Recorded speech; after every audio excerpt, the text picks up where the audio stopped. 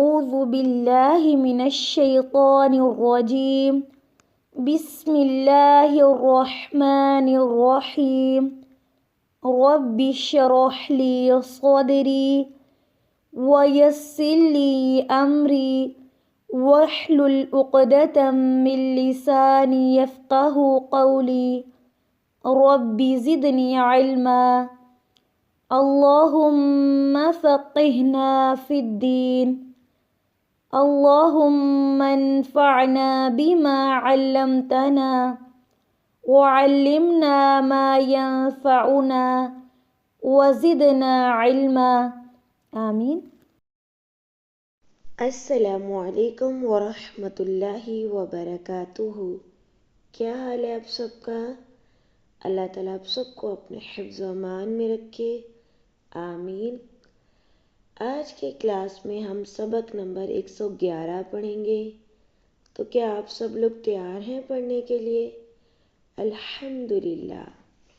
جی، آج ہم شروع کریں گے جو ہے وہ حروف مدہ، جو کہ ہم پہلے بھی الحمدللہ پڑھ رہے تھے، اور آج ہم شروع کریں گے لام اور الف سے۔ تو سب سے پہلا حرف لام ہے اور اس کے اوپر فتحہ ہے اور اس کے ساتھ خالی الف ہے، تو دونوں کو جب ملائیں گے تو یہ الف مدہ بنے گا۔ لام فتحہ الف لا، لام فتحہ الف لا۔ آگے دیکھتے ہیں، لام کے اوپر ضمہ ہے اور واو ساکن ہے، تو یہاں پر واو مدہ بنے گا۔ لام دمہ واو ساکن لو، لام دمہ واو سکون لو، لام دمہ واو سکون لو۔ لام کسرہ یا سکون لی، لام کسرہ یا سکون لی۔ لا لو لی، لا لو لی۔ آگے دیکھتے ہیں، میم فتحہ الف ما، الف مدہ، میم فتحہ الف ما۔